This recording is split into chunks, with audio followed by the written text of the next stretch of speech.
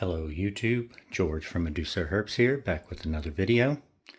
It's time for my twice weekly spot cleaning and water change on my snakes, and so I thought I'd throw this little video together. I've had some questions about some posts I've seen on Instagram, Facebook, YouTube, etc. People wearing gloves when they're doing things with their snakes. I do not use gloves. I understand why people would do it. Worked briefly a number of years ago as a state registered nurse aide, so I understand the protocol for wearing gloves and why you would want to do it to avoid cross-contamination. I just had some questions about people's cleaning process, so I'm going to show you mine and kind of talk about things, and then hopefully you all can leave some comments under the video to kind of help educate me about what you do and why you do it.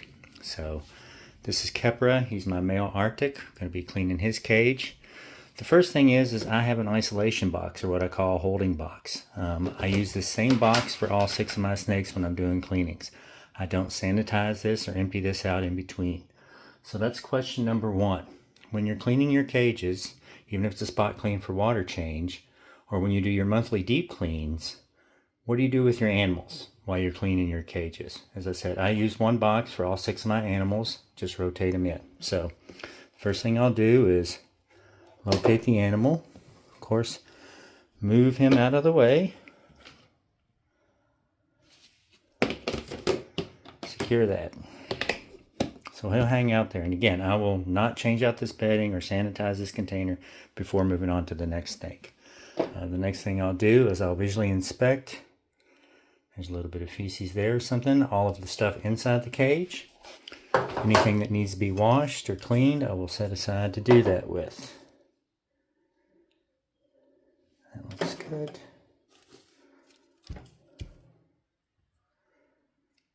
Okay. And then the water bowl gets dumped in the sink. That's going to get cleaned with soap and water every time. So you can easily see some visual spots of feces, and then there's one in the back. And so I have some paper towels here. I can attempt to isolate that bit of feces from the rest of the bedding. Pick it out, garbage can. Repeat the process with the next little bit. It's kind of loose. So I operate under the assumption that everything inside the cage, including the animal, is dirty, contaminated, unsterile, whatever word you want to use to describe that. There's a little bit stuck on there. And so, if I was wearing gloves, I would put gloves on before starting this process, having washed my hands first, of course. Take the animal out, clean everything, or clean up the feces and stuff, and then take the gloves off to wash anything that needs to be washed. And then to avoid cross-contamination, I would want to put fresh gloves back on before putting the clean water bowl in and or returning the animal to the cage.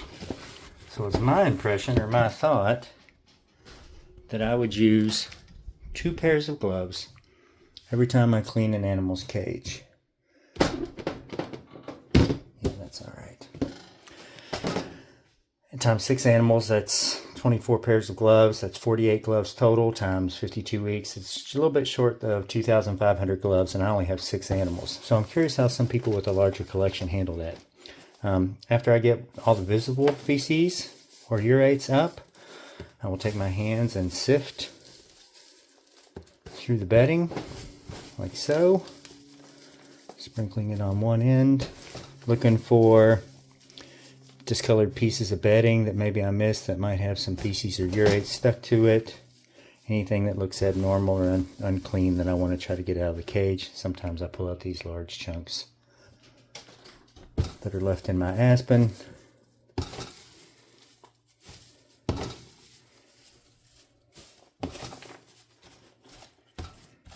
See? Got a little bit more stuck on there, so. Get me another paper towel, hit it with the chlorhexidine. Clean that up.